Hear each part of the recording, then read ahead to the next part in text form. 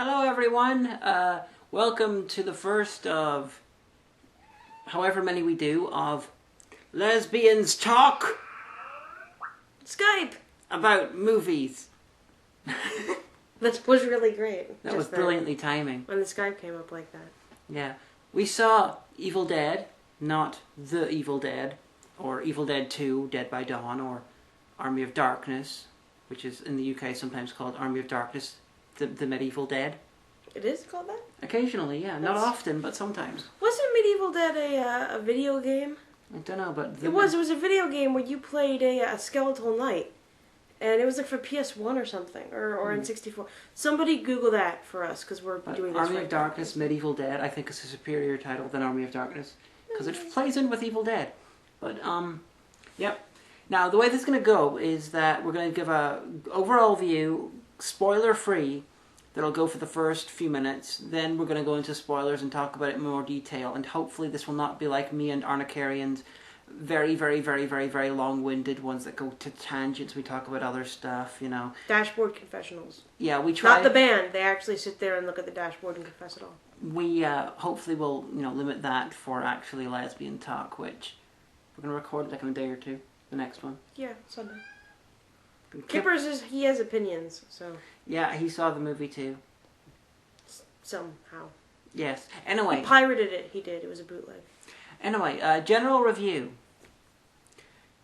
Decent, old school, gory and violent as hell horror movie.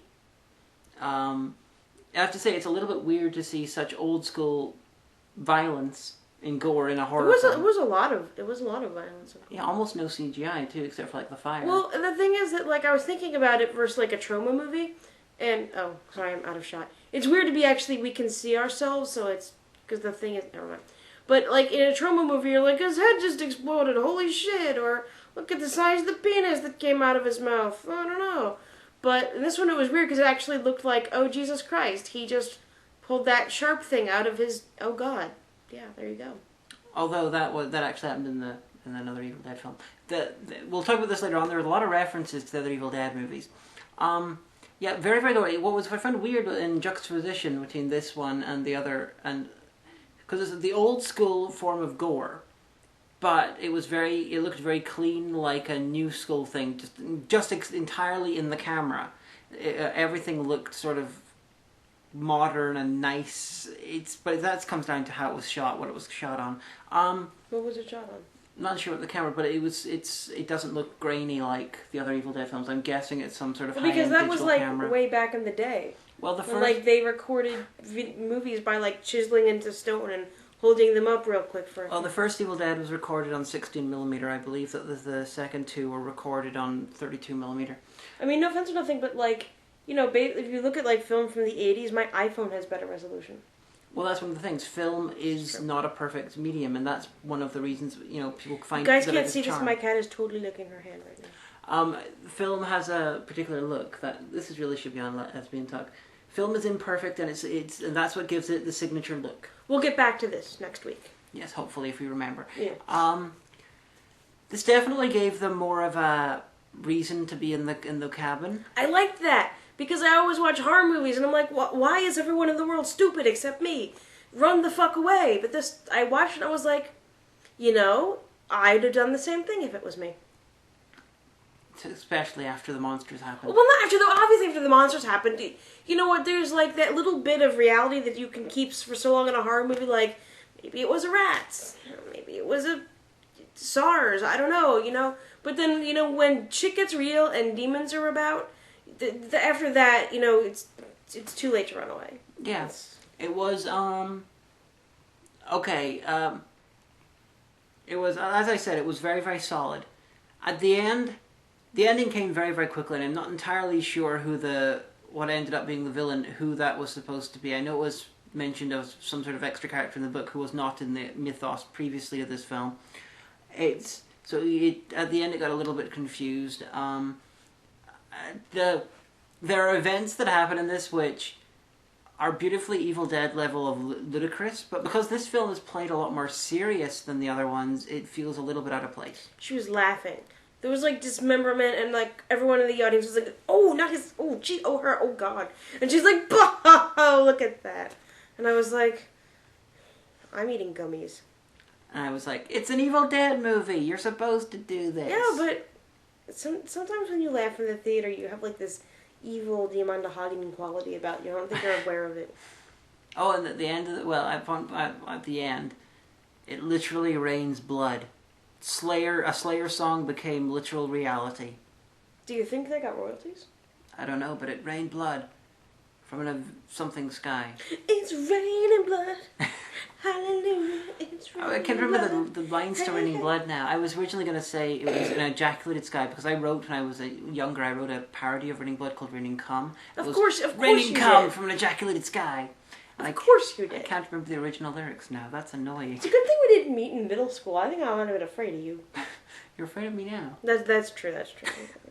But anyway, basic review, solid, not perfect, not as good as Evil Dead 2 or Army of Darkness, doesn't have the inept charm of Evil Dead 1, very polished. It's nice to see an Evil Dead film that's full-on serious as it can get for this sort of film. Gore. Try the gummies. They were a good thing to have with it. I would definitely recommend gummies. You know, over popcorn or Junior Mints. Okay, I liked it. It was good. I mean, we definitely saw some people dying because of undead. There was evil. Deadites. There was evil. There's a great moment in there if you're an old World of Darkness fan. If you can spot it, if you've read Clan Book Bali, then you'll get why I was snickering. But I mean, everything seemed pretty good. I mean, I couldn't find any glaring inaccuracies. There were no props that were, out of place. I guess I could have looked harder, but Okay, yeah, it's not really not your sort of thing. But well, there was one inaccuracy that I noticed. Like, there's a part where there's a great deal of a number of corpses of a certain kind of animal, and one of the characters, cleans up that area with a trash bag, but the amount of the carcasses of the dead animal were larger than he could have fit in that trash bag, and I was wondering, did he use two? And that was never answered. Okay. I noticed these things. So, general review over. Now, from now on, you're getting spoilers. And you can't bitch about it, because we warned you. And I'm going to whine and talk about the connections to the other Evil Dead films. And you are just going to be, I think you're going to be doing a lot of listening. I'm going to be adorable. Okay, complaint about how this is set up. They seem to have fundamentally changed the nature of the monsters from the other Evil Deads. The other Evil Deads, it was very amorphous, undefined, maybe Sumerian. They might actually just be sort of nature spirits that you read the words and they suddenly get power and control over the physical world. It's never actually explained, but this one, it's basically generic Satanism. No, but I disagree with you. I think it's the same Sumerian demon, it's just interpreted through the lens of their cultural experience. And the book got burned in Evil Dead 1, and that's why the evil was destroyed no, in Evil because Dead 1. he said that, the cover of this won't burn. I think as an entity, as a ness, as an overwhelming philosophy and concept, this thing exists. Whether or not it's older than Sumer is less yet to be known. I mean, it could be a thing that's like an elder god kind of thing, that the Sumerians interpreted in a certain way, that it was interpreted in what looked like a colonial American culture as, oh no, Satan, but that's not necessarily the case, and I think that was clever, because I'm a writer, and I get off on that kind of thing. And here she is explaining my plot holes, from a Evil Dead fan perspective, that she can actually work into narrative, which is good. It's because that's the thing is, like, you always have to think. I know it isn't explicitly said in the script, but you always think. There's more to it than the script, and there's more to it than the characters. You have to think in the world around the script. And just in case anyone's wondering, why am I complaining about the comparisons to the first one? I'm not complaining because it's remake, it's different. You're complaining because it gets you blip revenue. I'm complaining because this is not a remake. As filmed, it was meant to be a remake, but Bruce Campbell turns up at the end. This is Evil Dead 4. That's why I'm complaining. I wouldn't be complaining about that if it was just a basic remake. And my hands are really large right now. Whoa, my hands are so nice. I'm in Children of the Living Dead. Look how small my hands are. No, but I mean, I think that was kind of cool. It was like a little bit meta. It's like, it's a sequel, but it's also a remake. We're clever. Here's Bruce Campbell. Your idea about, sort of Christian sort of iconography being used because the original book was destroyed, Evil Dead, so it reformed, because the films are set in rural Tennessee. This one didn't actually state that, but in the other one it's set in rural Tennessee with rednecks around. It's always rednecks' fault. So always. If it was reformed around the beliefs of the people of rural Tennessee, then that would make sense. And almost like an old timey colonial folky kind of thing going on there. Like I want to say maybe early 18th century. And this is a holdover this is a holdover when it was just a remake. If you look, you can see how the main characters all have analogues in the original Evil Dead. The characters, occasionally some people will mix with other characters, but generally, the main character, Mia, she is Cheryl from the Evil Dead Ash's sister. You've got her brother in the movie is Ash. He even wears a blue denim shirt. You've got the other male character who wears the same sort of plaid shirt that I call him Jesus guy because he had long hair and a beard. He was basically Scotty from the original one. He even, gets killed at the end and comes back as a deadite after being stabbed in the abdomen. This and everywhere else. He got punished a lot. If for the one person out there watching this who's ever played Riffs, basically he was at 99 SDC, he took one more damage, he rolled over to 1 MDC. Yeah, he, I almost wish he did not come back as a deadite at the end, even though this, it meant it was... Yeah, because it was like all the solemn moment, like, dude, man, welcome back, you're here, oh, I died. And he's like, oh no, my friend, I gently lay you down into the diseased, polluted sewage water in the basement with all the dead things. I love you, friend. And then there you go. Yeah, it was like he got punished. He was the one that unleashed the monsters, and that was the single most stupid thing we've ever seen a character do. Maybe that's why he got punished the most physically. Yeah, I was saying that's why I liked him getting punished, because it was basically he was being punished for being an idiot, but then making him a deadite afterwards is that's a bit too much. This guy, he gets 1,500 nails stuck into him. He gets his hand shattered by a crowbar. He gets one cheek shattered by the crowbar. Yeah, he lost his eye. Yeah, he gets stabbed in the heart. He got stabbed a fuckload of times in the face, and then he got stabbed in the chest, in the abdomen with a Stanley knife. She stabbed him in the heart with the mirror. Yeah, it was shoulder, but this guy, he possibly received more physical punishment than the entire cast of Evil Dead 2. Ash included. And he took it like a champ. He didn't whine or anything. He was there just to be absorbing punishment. Well, I mean, I spent literally the last 10 minutes of the movie thinking, who is the most culpable here? Because again, if I was in the movie, I would have been looking at someone and go, you know what, this is all your fault. And don't you even start because it was your fault too. And this is exactly how this is your fault and I'm out of here. Yeah, I think we decided that everyone was slightly culpable. Jesus guy was most culpable. No, the girlfriend wasn't. And you can't say it's because her actress was the worst, because the character was. But the character didn't know she'd be played by a bad actress. That doesn't make it retrospectively her fault. I have no idea where she's from, but I was getting a real Elsa Pataki vibe from her. Now, if you've seen any movies by Brian Usna, you know who Elsa Pataki is. She's the Spanish actress with blonde hair who turns up in several of his films, playing Americans with a terrible accent. And she was basically Elsa Pataki. Well, but again, the character didn't know that she would be played by an actress that you didn't like. I mean, quite honestly, if I was the girlfriend, I would have been like, you know what? Okay, you deal with your family drama and you just deal with it. I don't want to be involved. The girls and I are going to go to Las Vegas and have a girls' weekend. You let me know when your crazy junkie sister is better, and then you come home. She should have cut her arm off earlier. But she had no reason to. Oh, you mean a few minutes earlier or earlier? Yeah, because Evil Dead 2, Ash immediately, he's his hand he's like that, and he's a second later, yeah, he's but she's not it. I mean, it's established that she's no rocket scientist. She's not stupid, but she's, Well, Ash is who thinks to themselves, well, gee, I better cut my hand off. Ash does. Well, he's Ash. He's singular in himself. Ash is the dumbest character. He's really, really stupid, Ash. Okay, another thing about Evil Dead. The main character is Mia, who is Cheryl from the first Evil Dead, spends most of the film possessed, then becomes the hero. It's nice to see a subversion of what happened in the first film, although on the other hand, it's... Okay, Evil Dead is unique in that it is the only horror franchise who the main character is the hero. That's unusual. It is also one of the only horror franchises where the hero is regularly male. Every other horror franchise you can think of, a hero was almost always going to be female. Can you think of one where it wasn't? You know, admittedly, the other franchises, the hero... I saw Scream one time. Sydney... I saw a movie called Ticks, but I forget what happened at the end. Well, I've seen Arachnophobia, too. Nev Campbell is the hero of the Scream franchise. I'm talking about franchises, not single films. I don't know. Most of the time, the main character is either a villain and male, or it's going to be... No, because in Lovecraft, it's always a guy. Oh, I know, I'm talking about film franchises. Well, I'm trying to bring this back to mind level footing. Well, Evil Dead is an 80s horror franchise, or late 70s. A lot of times in Stephen King, it's a guy. There's movie franchises. You know, that's why... I could do this all night, folks. There is...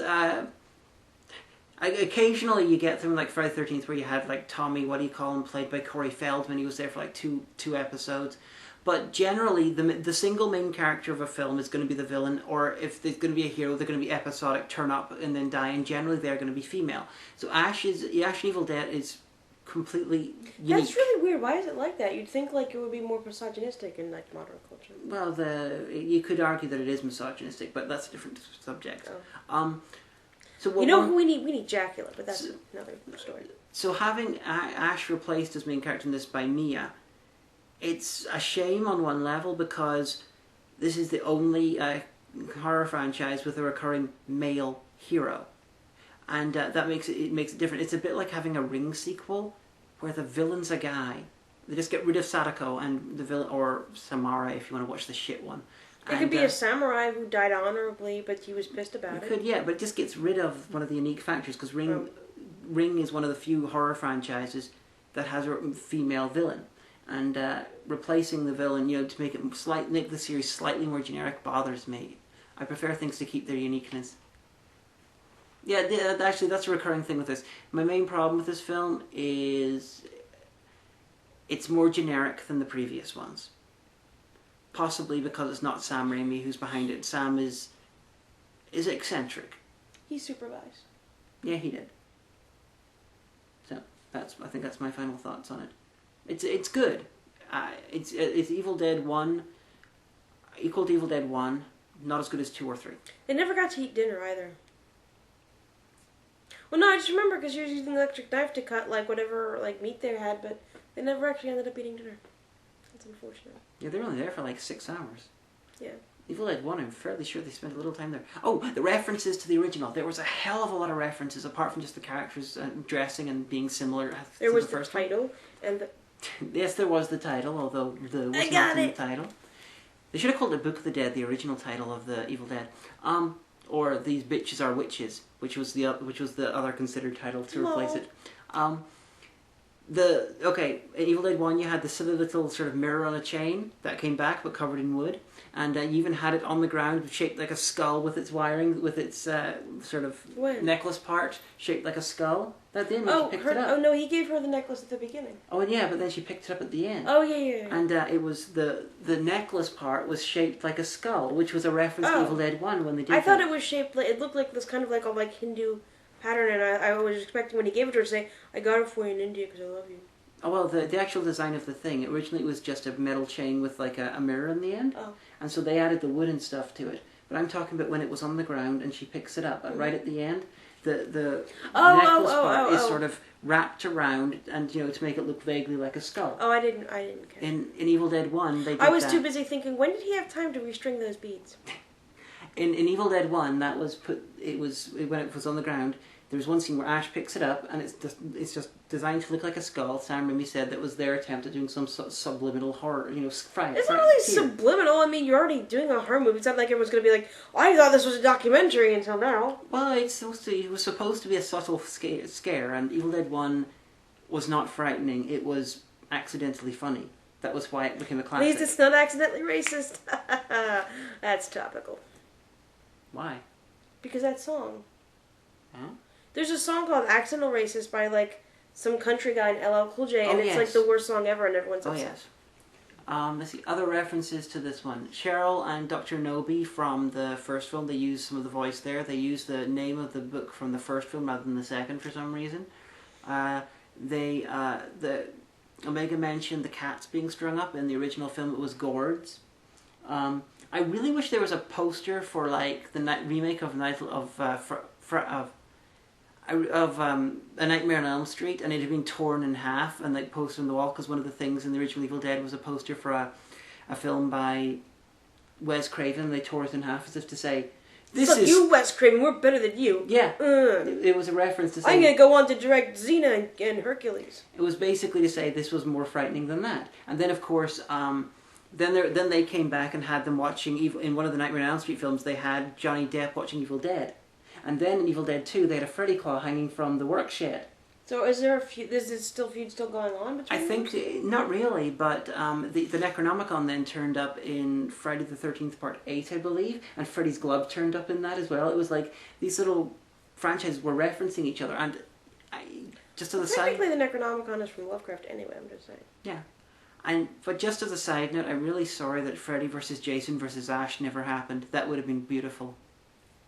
That was going to happen. Oh, really? Sam Raimi nixed it. Douchebag. It would have been wonderful. Of course, they would have had to kill Ash and then have him come back as like a superpowered good Deadite to kill the other two. Well, he could have won. No, Ash would have had to have died, and then because they're both dead and superpowered, and so taking them both on, then you bring him back as dead and superpowered, and then he could have killed them both. No, he could have used trickery and got them to go against each other, and then. Well, they did that in Evil Dead. They did that in Freddy vs. Jason. I'm just saying. Well, I'm just thinking that's how I think it would have gone, but. Lots of references. The Oldsmobile is there, even though it was pulled into the time vortex in the very start of Evil Dead, end of Evil Dead 2 / start of Army of Darkness. So many references. It was wonderful. You could spot the references. It looked She was twitching, I tell you what. Yeah, I like the Evil Dead films. I'll shut up now. No, we're recording this for a reason. We have 20 minutes left, so you better make it worth it. No, I think that we're supposed to do this one as a fairly short review. So, Do I get to say what I think? Yeah. Well, it was good, and I would have liked if we'd paid a little bit less to see it. The gummies were good. I got water, but I forgot to drink it. We got trailers for, like, Iron Man 3 and that Will Smith... Oh, and you were upset because she didn't know that apparently in the UK they don't do, like, they'll do, like, the first look. With the upcoming movie and interviews and stuff like that. And what did you call it? A trailer for a trailer? A trailer for a fucking trailer. I don't go to the cinema to see, like, interviews with Will Smith talking about how this movie with M. Night Shyamalan's going to totally rock and be boss-yo. It's totally not going to bomb like his other one. Ooh, awkward. But, it was good. There was a lot of blood and stuff, and people got torn into bits. There was tree rape. I was so happy to see tree rape. There was tree rape. Evil Dead 2... did not have the tree rape, neither did Army of Darkness. It was like, oh, they're using the tree rape again. Although, there is another factual inaccuracy I just realized. When she ends up with most of the car submerged, as we know from Mythbusters, it would have been really hard to open the door because there was the pressure. She would have had to really, and she was like, oh, let's open the door. And I'm like, yeah, even as a child I worked out that bit that you'd have to, that if you were in a car you'd have to get the fully submerged where you'd have to open the door. Yeah. There was that. I kind of felt bad for the nurse because she did have the best of intentions, although she was in over her head, and it just like the beginning. Everyone's like, "Hi, my friend," I guess, and I'm like, "Oh, it's like all the vacations I've taken with friends. Everyone hates each other from the beginning." The very early shots were when they were following the car over there. Oh, there's a pre-credit sequence which I could have done without. It was crap. The CGI was terrible. It was unnecessary. But we think one of the actors may have been an actual burn victim. We're not sure if it's a prosthesis or not. And right after that, you have the car going in there, and it looked like it was like a drunk version of the first shot of Kubrick's The Shining, because it was just like following the car, but it's like we're lolling about, we're upside down. That kind of made me feel a little sick. Yeah, it was like the. I was like, I don't know why that happened. The helicopter guy was drunk. But they thought, this is going to make an awesome shot, and I'll really watch this. Well, I thought it looked good. I just wish they'd sort of mixed all those shots together and had one continuous one rather than lots of short, we're drunk shots. And then after she crashes the car, then there's this bit when they're in a really bizarrely foggy sort of lake or something, and it's like, oh, it's the first shot of the first Evil Dead. You get a little handheld shot over this bizarrely foggy lake and a car is nearby. Aww. How could you tell it was a handheld shot? They could have been up a tree and had poles and were holding the camera. It was either like that. handheld or Steadicam or something like that. The original one, they were on a tiny boat and they tied like a small camera the size of that to Sam Raimi's arm, and he went like this. Do you know what I kept thinking in the shots leading up to the tree rape?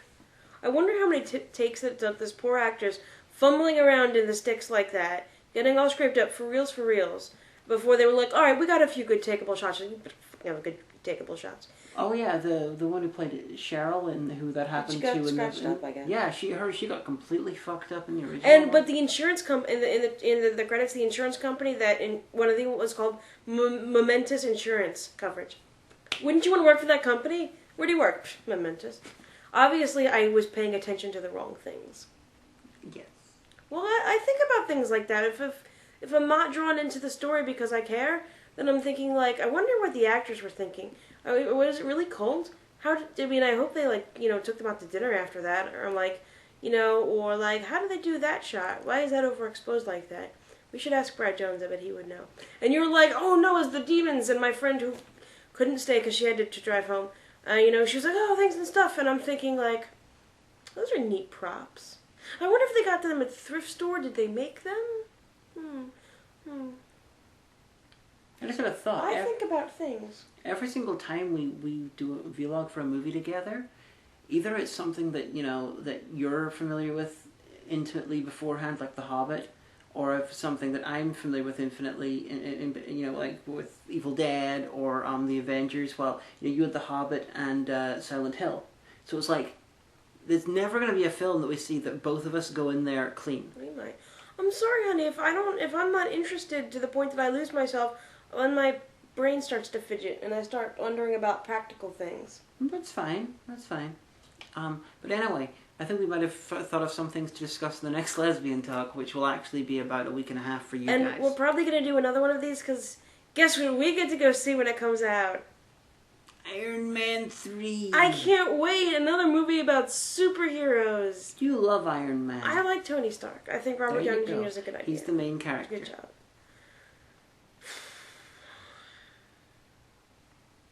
I never go see anything I want to see. Granted, I can't think of anything that I ever want to see, so.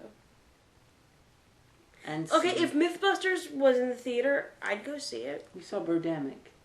We did, that was really fun. We saw fun. the live riff of Birdemic, and riffing isn't really my thing. And because this will probably go up before then, if you are in the Baltimore or DC metro area, if you want to come up to the charming city of Baltimore, not this weekend, but next weekend, April 26th and 27th, Mondo Baltimore has teamed up with Troma to bring you the Tromapalooza Mondo Pity Party, which is going to be a huge film festival.